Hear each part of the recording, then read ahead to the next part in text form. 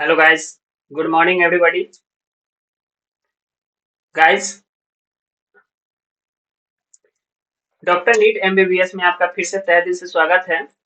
Guys, हम लोगों ने यकीन यकीन पीडब्ल्यू की जो बैच है यकीन 3.0 उसमें जो रुपेश चौधरी सर जो बॉटनी पढ़ाते हैं उनके द्वारा कराई गई क्लासेस का हम लोग री स्टडी कर रहे थे। और अभी तक हम लोगों ने सेल साइकिल को पढ़ते हुए बहुत कुछ हम लोगों ने सीख लिया था। तो आज की क्लासेस में हम लोग उसके आगे पढ़ेंगे। हम लोगों ने पेरेंट सेल, उसके बाद G1 phase, S phase, G2 phase, उसके बाद M फेज के बारे में हम लोगों ने थोड़ा सा ओवरव्यू लिया था। पिछली क्लासेस में हम लोगों ने सेल साइकिल का डेफिनेशन पढ़ा था, ठीक है। और किस फेज में सेल का डीएनए का रेप्लिकेशन होता है, किस फेज में सेल ऑर्गेनेल्स बनता है, इन सब के बारे में हम लोगों ने देखा था। और आज की क्लासेस में हम लोग उसके आगे की जो जो भी टॉपिक है, ठीक है, सर ने जो भी पढ़ाया है उसे हम लोग देखेंगे। इसके बाद हम लोगों ने अगला टॉपिक पढ़ा था कि सेल साइकिल का जो प्रोसेस होता है, जो ड्यूरेशन होता है, हर एक ऑर्गेनिज्म में एक जैसा नहीं होता है। अलग अलग ऑर्गेनिज्म में सेल साइकिल का जो ड्यूरेशन होता है अलग अलग होता है। जैसे इंसान में 24 घंटा होता है, जिसमें से 23 घंटा सिर्फ और सिर्फ इंटरफेज में और 1 घंटे एम फेज में लगते हैं। जबकि ईस्ट में हम लोगों ने देखा था कि 90 मिनट जो है सेल साइकिल का ड्यूरेशन होता था, ठीक है। तो आज की टॉपिक में हम लोग उसके आगे पढ़ेंगे। तो चलिए बिना समय गवाए हुए अपनी क्लासेस को स्टार्ट करते हैं। तो आज की क्लास का हमारा जो आज का मेन टॉपिक है हमारा इंटरफेज, ठीक है। इंटरफेज इंटरफेज देखिए, याद कीजिए मैंने आपको बताया था कि जब पेरेंट सेल G1 फेज में जाती है तो डी सेल ऑर्गेनेल्स का सिंथेसाइज होता है। फिर वो जब एस फेज में जाती है तो डीएनए का रेप्लिकेशन होता है। फिर जब G2 फेज में जाती है तो सेल ऑर्गेनेल्स का सिंथेसाइज जो है कंप्लीट होता है। और इस फेज को हम लोगों ने इंटरफेज नाम दिया था। और हम लोगों ने ये भी पढ़ा था कि मैक्सिमम जो वर्क होती है वो इंटरफेस में ही कंप्लीट होती है, ठीक है। तो इंटरफेस की बात करें तो इंटरफेस टोटल सेल डिवीजन का 95% वर्क इसी में कंप्लीट होगा, ठीक है। सेल डिवीजन में जितने भी वर्क होंगे उसका 95% वर्क जो है सिर्फ और सिर्फ इंटरफेज में होगा। इसके बाद हम लोगों ने ये पढ़ा था कि इंटरफेज में सेल जो है भले ही सेल ऑर्गेनेल्स डबल हो जाए, उनका डुप्लीकेशन हो जाए, डीएनए का रेप्लिकेशन हो, डीएनए डुप्लीकेशन हो जाए, बट सेल का डिवीजन नहीं होता है। तो इसीलिए हम लोगों ने इंटरफेस को नॉन डिवाइडिंग फेज कहा था। क्या कहा था? Non dividing phase. क्यों? क्योंकि इसमें डीएनए का रेप्लिकेशन होता है, सेल ऑर्गेनेल्स का सिंथेसाइज होता है, बट डीएनए का सॉरी सेल का जो है डिवीजन नहीं होता है। तो इसीलिए इस फेज को हम लोगों ने non dividing dividing phase non dividing phase कहा था, ठीक है। यहाँ तक आपको अच्छी तरीके से समझ में आ गया होगा। अगला हम लोग इसे कहेंगे, एक और पॉइंट, इसे हम रेस्टिंग फेज भी कहेंगे। अब आपके मन में क्वेश्चन आ रहा होगा कि इसमें तो एक्टिविटीज हो ही रही है, डीएनए का रेप्लिकेशन हो ही रहा है, सेल ऑर्गेनेल्स का सिंथेसाइज हो ही रहा है, तो फिर इसे हम रेस्टिंग फेज में क्यों कहेंगे? देखिए, क्योंकि क्या होता है कि भले ही इंटरनली रूप से, ठीक है, यानी कि आंतरिक रूप से इसमें डीएनए का रेप्लिकेशन हो रहा हो, सेल ऑर्गेनेल्स का सिंथेसाइज हो रहा हो, बट बाहरी रूप से, अगर फिजिकली रूप से हम बाहरी रूप से देखें तो वो तो एक मतलब स्थिर है, ठीक है, उसमें कोई भी अदर एक्टिविटीज देखने को नहीं मिल रही है। इसीलिए हमने इसे क्या कहा? रेस्टिंग फेज है। जैसे एग्जांपल के लिए मान लीजिए कि एक आम है मेरे पास, उस आम को मैंने पकने के लिए रख दिया, ठीक है। या फिर सबसे अच्छा एग्जांपल लेते हैं, एक केला होता है, सिंगापुरी केला, आपने नाम सुना होगा। तो उस केला को जब हम कार्बेट में डाल देते हैं तो वो अंदर से पकता है बट बाहर से हरा ही रहता है। यानी कि वो पक रहा है, उसकी प्रोसेस जो है कंप्लीट है, कंटिन्यूअसली चल रही है, बट वो हमें बाहर से नहीं दिखाई दे रहा, अंदर से वो पक रहा है, अब बाहर से नहीं दिखाई देता है। तो बाहर से तो उसको रेस्टिंग फेज ही कहेंगे। उसी तरीके से इंटरफेज में क्या होता है कि सेल के अंदर जो है डीएनए का रेप्लिकेशन होते रहता है, सेल ऑर्गेनेल्स जो है डिवाइड होते रहता है, का डुप्लीकेशन होते रहता है, बट बाहर से कुछ दिखाई नहीं देता है। यानी कि बाहर से कुछ अदर एक्टिविटी नहीं होती है, यही कारण इसे हम रेस्टिंग फेज भी कहते हैं। ठीक है, तो आपको नॉन डिवाइडिंग फेज इंटरफेज को क्यों कहते हैं, रेस्टिंग फेज क्यों कहते हैं, ये अच्छी तरीके से समझ में आ गया होगा। ठीक है, और यहाँ तक अच्छी से समझ में आ गया है तो एक लाइक तो बनती है यार। ठीक है, अगला है इसे हम प्रीपैरेटरी फेज कहते हैं। नेक्स्ट पॉइंट देखते हैं, प्रीपैरेटरी। प्रीपैरेटरी फेज भी कहते हैं, प्रीपैरेटरी फेज। देखिए प्रीपैरेटरी फेज क्या होता है। अब एक बात बताइए, आप अभी किस फेज में हैं? अगर आपसे मैं पूछूं कि आप किस फेज में हैं, तो आप सिंपल कहेंगे कि मैं अभी प्रिपरेशन कर रहा हूँ, अभी मैं नीट की प्रिपरेशन कर रहा हूँ।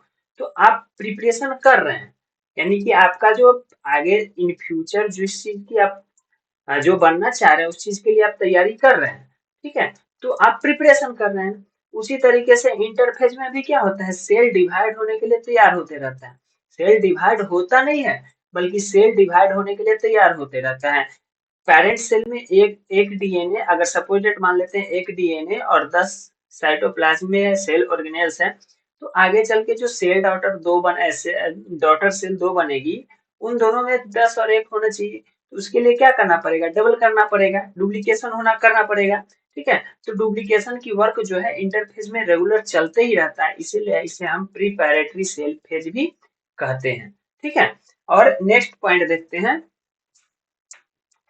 तो अगर अगर हम आपसे पूछे कि इंटरनली रूप से इंटरफेज कैसा है, तो इंटरनली रूप से ये एक्टिव है। इंटरनली रूप से ये कैसा फेज है, एक्टिव है, क्योंकि इंटरनली आंतरिक रूप से तो ये काम कर ही रहा है, इनका जो एक्टिविटीज है वो चल ही रहा है। तो इंटरनली रूप से इसे हम एक्टिव फेज कहेंगे। ठीक है, अब देखिए साइटोप्लाज्मिक कंटेंट जो है इसमें ग्रोथ होते रहता है, इसमें जो साइटोप्लाज्मिक कंटेंट है वो ग्रोथ होते रहता है। याद कीजिए मैंने आपको बताया था कि पेरेंट सेल में पेरेंट सेल में सपोज दैट अगर 10 सेल ऑर्गेनेल्स है, ठीक है, साइटोप्लाज्मिक कंटेंट अगर 10 है, तो G1 में भी 10 ही रहेगा, G2 में भी 10 ही रहेगा, बट जैसे ही G3 में आएगा, सॉरी यहाँ पे एस पेज होगा, एक मिनट। ठीक है, G1 के बाद एस पेज होगा, इसमें भी 10 ही रहेगा। G2 फेज में जैसे ही सेल ऑर्गेनेल्स या साइटोप्लाज्मिक कंटेंट्स का डुप्लीकेशन कंप्लीट होगा, सिंथेसाइज कंप्लीट होगा, ये डबल हो जाएगा। तो यहाँ पे आप देख सकते हैं कि जो साइटोप्लाज्मिक कंटेंट है, ठीक है, जो साइटोप्लाज्मिक कंटेंट है वो इंक्रीज हो रहा है, यानी कि बढ़ रहा है।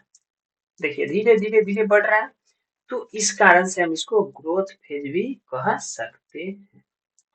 ठीक है, इसे हम ग्रोथ फेज भी कह सकते हैं। आप देखिए इसको अच्छे से समझिए, ध्यान देंगे आप। चूंकि इंटरफेज में टोटल सेल साइकिल का 90% वर्क कंप्लीट होता है, इसमें सेल डिवाइड नहीं होती है। सेल जैसे एक सेल है, एक सेल अंदर का काम चलते रहता है, डिवीजन का जो तैयारी वो तैयार होते रहता है, लेकिन सेल का डिवीजन नहीं होता, इसीलिए इसको हम नॉन डिवाइडिंग फेज कहेंगे।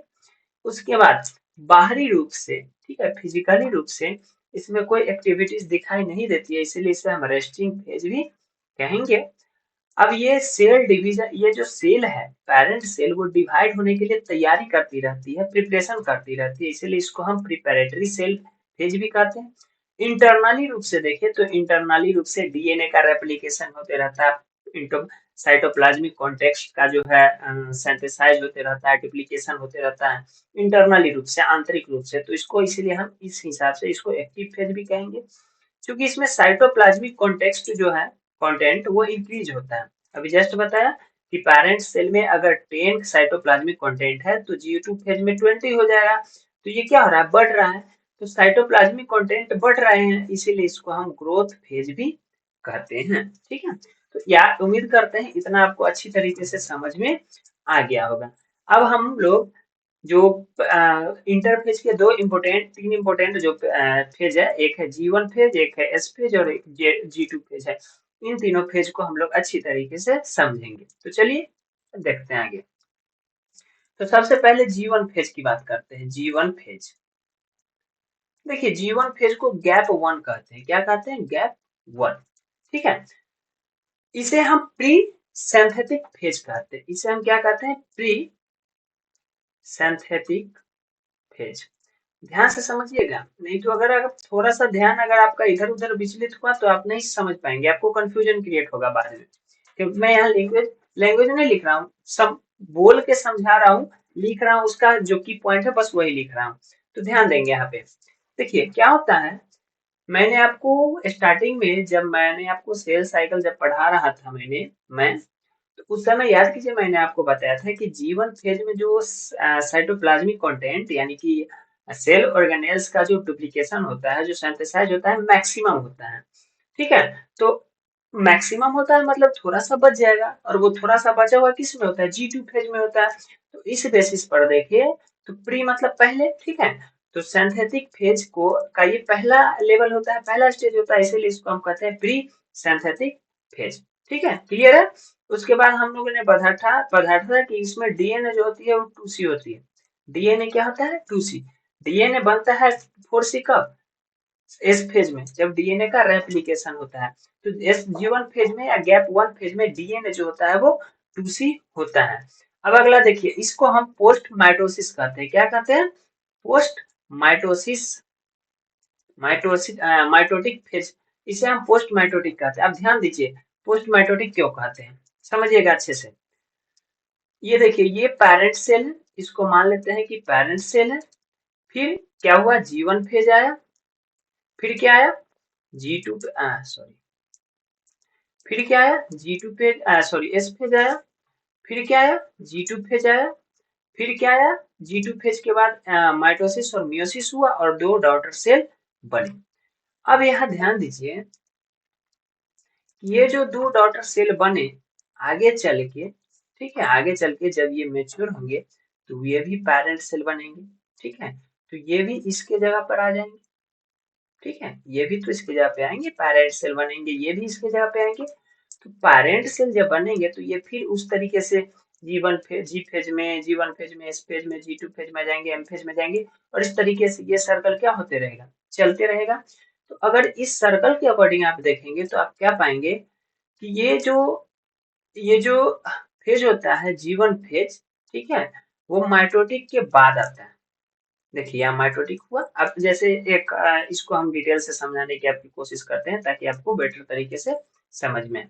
ये पेरेंट सेल है, ये G1 फेज है, ये एस फेज है, ये आपका G2 फेज है। फिर यहाँ पे डॉटर सेल है, ये डॉटर सेल है, ये भी डॉटर सेल है। ठीक है, दो बना।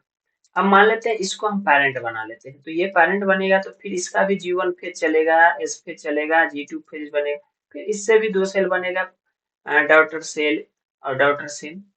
फिर ये इसको अगर हम मान लेते हैं तो ये भी फिर G1 फेज में जाएगा, फिर एस फेज में जाएगा, फिर G2 फेज में जाएगा, फिर ये भी दो भाग में बटेगा, डॉटर सेल, डॉटर सेल। तो यहाँ पे आप इस सर्कल को जब आप नोटिस करेंगे तो आप क्या पाएंगे कि यहाँ पे जो ये G1 फेज है, ठीक है, देखिए यहाँ पे G1, ये माइटोटिक फेज है, ये जो है माइटोटिक, माइटोटिक हो रहा है तभी तो पेरेंट डॉटर सेल बन रहे हैं। तो माइटोटिक के बाद आ रहा है, जस्ट माइटोटिक के बाद आ रहा है, इसमें भी देखिए जस्ट माइटोटिक के बाद आ रहा है। तो पोस्ट माने बाद, जो बाद में हो, तो इसीलिए हम इसको हम पोस्ट माइटोटिक भी कहते हैं। क्लियर है? इतना अच्छे से आपको समझ में आ गया होगा। चलिए अब आगे बढ़ते हैं।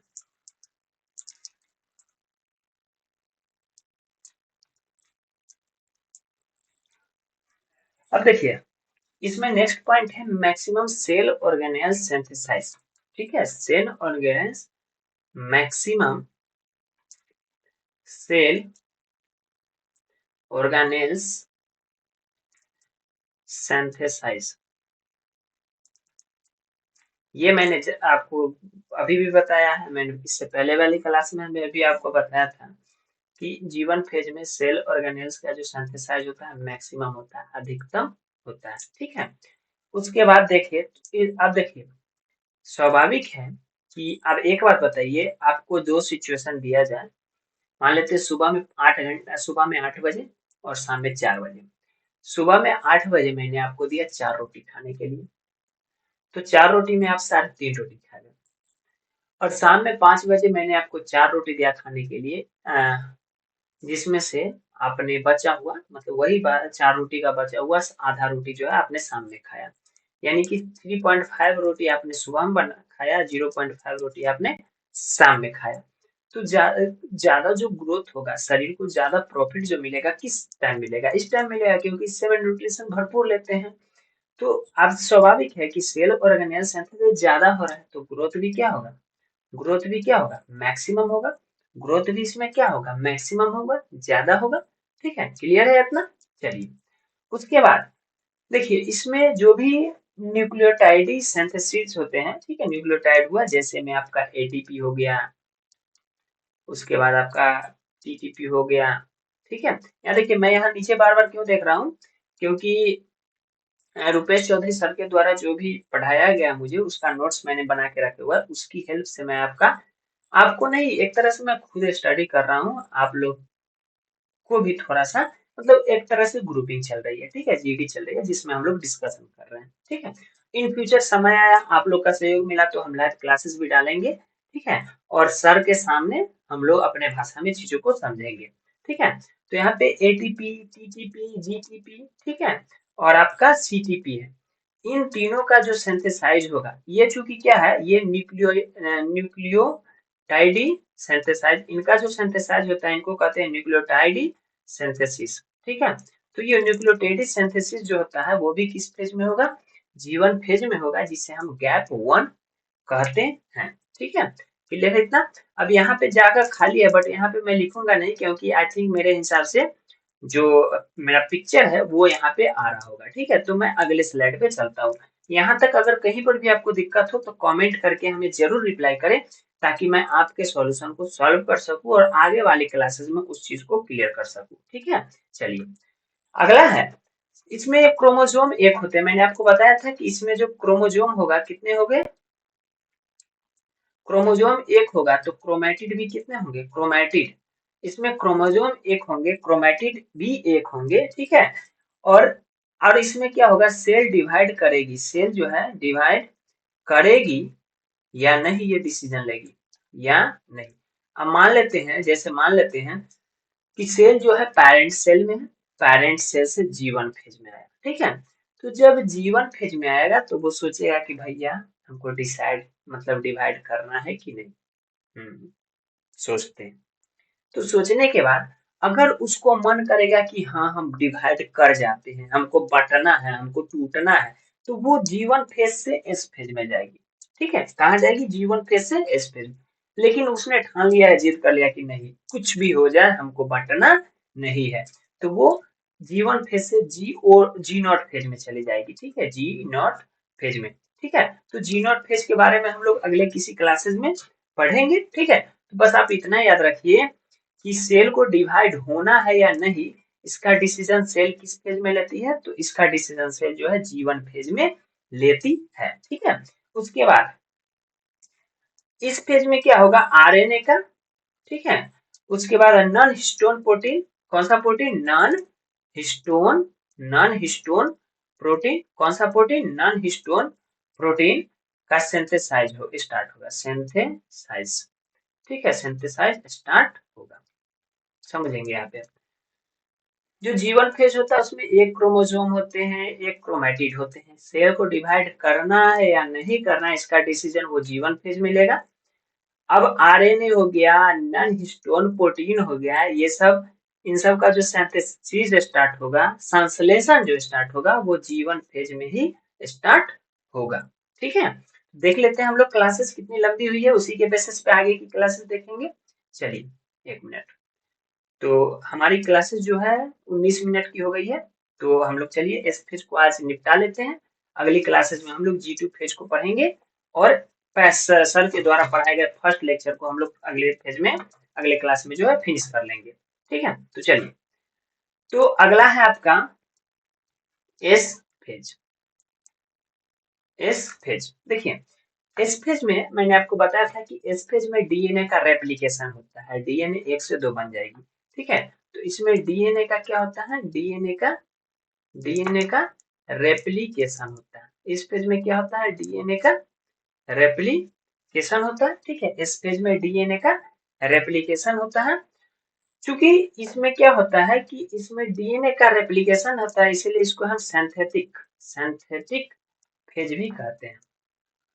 ठीक है, इस फेज में डीएनए का रेप्लिकेशन होता है, जिसके कारण इसे हम सिंथेटिक फेज भी कहते हैं। ठीक है, अब देखिए इसमें डीएनए कितना होगा, तो इसमें डीएनए हम लोगों ने देखा था कि इसमें डीएनए 2C होता है, बट इसमें डीएनए क्या होगा, डबल हो जाएगा, यानी कि इसमें 2+2, यानी कि डीएनए कितनी हो जाएंगी, 4C हो जाएंगी। ठीक है, अब नेक्स्ट पॉइंट है, ठीक है, आई थिंक कवर हो जाएगा, यहाँ पे ढक जाएगा, आगे चलते हैं।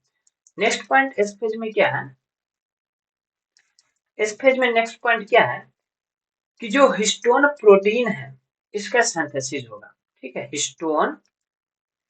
हिस्टोन प्रोटीन का सिंथेसिस होगा, वो भी कहाँ होगा, तो साइटोप्लाज्म में। कहाँ होगा, साइटोप्लाज्म में। कहाँ होगा, साइटोप्लाज्म में। कहाँ होगा, साइटोप्लाज्म में। उसके बाद सेंट्रियोल का डुप्लीकेशन होगा। सेंट्रियोल का क्या होगा, डुप्लीकेशन होगा। ठीक है, कहाँ होगा, किस में, तो एनिमल सेल में किस जगह पे होगा, तो एनिमल सेल में होगा, साइटोप्लाज्म में। ठीक है, उसके बाद इसमें क्रोमोसोम कितने होंगे, क्रोमोसोम 1 होंगे। ठीक है, लेकिन क्रोमेटिड कितने होंगे, 2 होंगे। क्रोमेटिड 2 होंगे। देखिए ना यहाँ पे पहले जीवन फेज में ऐसे था। ठीक है, तो क्रोमोसोम 1 ही है, जी एस फेज में ऐसे हो गया। भले ही क्रोमोसोम 1 ही है, बट क्रोमेटिड कितने हो गए, 2 हो गए। ठीक है, तो इसमें क्या होता है, इस पेज में क्या होता है कि साइटोप्लाज्म में हिस्टोन प्रोटीन का सिंथेसिस होता है। ठीक है, और सेंट्रियोल का डुप्लीकेशन होता है। सेंट्रियोल पढ़ेंगे आगे, जब हम पढ़ेंगे सेल साइकिल को डिटेल से पढ़ेंगे, तो उसमें पाएंगे कि सेंट्रियोल जो है एक पार्ट होता है सेल का साइकिल का। ठीक है, तो सेंट्रियोल का डुप्लीकेशन होता है, और एनिमल सेल में कहाँ पे डुप्लीकेशन होगा, तो साइटोप्लाज्म में होगा। कहाँ पे होगा, साइटोप्लाज्म में। एक क्रोमोसोम होती है और इसमें एक क्रोमेटिड होती है। ठीक है, तो आज हम लोगों ने इस पेज तक पढ़ा। तो क्लास खत्म करने से पहले एक बार रिवीजन कर लेते हैं कि आज हम लोगों ने क्या क्या पढ़ा। ठीक है, तो देखिए हम लोगों ने पढ़ा कि इंटरफेज में 90% वर्क कंप्लीट होती है, इसमें सेल डिवाइड नहीं करते, इसलिए इसको हम नॉन डिवाइडिंग फेज कहते हैं। इस फेज में इंटरनली एक्सटर्नली रूप से, बाहरी रूप से कोई एक्टिविटीज नहीं होती, इसलिए इसे रेस्टिंग फेज कहते हैं। इसमें सेल जो है डिवाइड होने के लिए तैयारी करती रहती है, इसलिए इसे प्रिपरेटरी फेज कहते हैं। इंटरनली रूप से सेल ऑर्गेनेल्स जो है डुप्लीकेट होते रहते हैं, या फिर जो आपका न्यूक्लियस सब्सटेंस है, जैसे डीएनए हो गया, ठीक है, जीनोम जिसको कहेंगे, ये भी वर्क करते रहते हैं, इसलिए इसे एक्टिव फेज कहते हैं। उसके बाद जो साइटोप्लाज्मिक कंटेंट है, इनकी संख्या बढ़ती रहती है, जिसके कारण इस फेज को हम लोग ग्रोथ फेज भी कहते हैं। ठीक है, नेक्स्ट देखते हैं। G1 फेज या को हम लोग गैप 1 के नाम से जानते हैं। यह प्री सिंथेटिक फेज होता है। सिंथेटिक फेज के पहले का फेज होता है, इसमें डीएनए 2C होती है। लेकिन मेयोटिक की बात करें तो ये पोस्ट मेयोटिक फेज होती है, जिसे मैंने अच्छी तरीके से आपको समझा दिया। इसमें सेल ऑर्गेनेल्स का सिंथेसाइज मैक्सिमम होगा, तो स्वाभाविक है ग्रोथ भी क्या होगा, मैक्सिमम होगा। ठीक है, उसके बाद नेक्स्ट पॉइंट है कि जो न्यूक्लियोटाइड सिंथेसिस है, ठीक है, जैसे एटीपी, जीटीपी, जीटीपी, सीटीपी, ये इन सब का जो है सिंथेसिस इसी फेज में होगा, G1 फेज में। ठीक है, आगे देखते हैं। आगे है, इनमें डीएनए 2C होते हैं, इसमें एक क्रोमोसोम होगा, एक क्रोमेटिड होगा। देखिए ना यहाँ पे एक क्रोमोसोम है, एक क्रोमेटिड है। ठीक है, सेल डिवाइड करेगी या नहीं, सेल को डिवीजन करना है या नहीं, ये डिसाइड किस फेज में करेगी, G1 फेज में सेल डिसाइड करेगी कि उसको डिवाइड करना है या नहीं। अगर डिवाइड करना होगा तो आगे एस फेज में जाएगी, नहीं तो वो G0 फेज में चले जाएगी। G0 के बारे में हम लोग अगली क्लास में पढ़ेंगे। उसके बाद आरएनए और नॉन हिस्टोन प्रोटीन का सिंथेसिस जो है स्टार्ट हो जाता है G1 फेज में। नेक्स्ट पॉइंट है आपका एस फेज। तो एस फेज में डीएनए का रेप्लिकेशन होता है, जिसके कारण इस फेज को सिंथेटिक फेज कहते हैं। डीएनए 2+2 4 शीट में बन जाती है। ठीक है, उसके बाद है आपका इस फेज में हिस्टोन प्रोटीन जो है सिंथेसिस होता है, किस जगह पे, तो साइटोप्लाज्म पे होती है। उसके बाद सेंट्रियोल डुप्लीकेशन होता है एनिमल सेल में, किस जगह, तो साइटोप्लाज्म में। क्रोमोजोम 1 होते हैं जबकि क्रोमेटिड 2 होते हैं। ठीक है, तो गाइस आज की क्लासेस में हम लोगों ने इंटरफेज को पढ़ा, G1 फेज को पढ़ा और एस फेज को पढ़ा। कल का हमारा टॉपिक रहेगा, कल के हम अपने टॉपिक को रेड पेन से लिख देते हैं। कल का हमारा टॉपिक रहेगा G2 फेज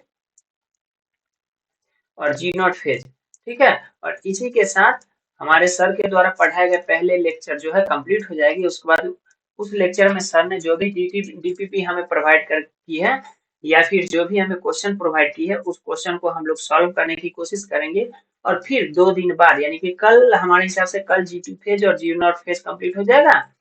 परसों आई थिंक क्वेश्चन कंप्लीट हो जाएगी और तरसों से हम लोग जो सर के द्वारा जो नेक्स्ट लेक्चर है, लेक्चर नंबर 2, ठीक है, पहला चैप्टर का, वो हम लोग स्टार्ट करेंगे। ठीक है, तो आज हम लोग अपनी क्लासेस यहीं पे फिनिश करते हैं। आपको क्लासेस कैसी लगी है हमें कमेंट करके जरूर बताएं और हमसे जुड़ने के लिए हमारे चैनल को सब्सक्राइब जरूर करें।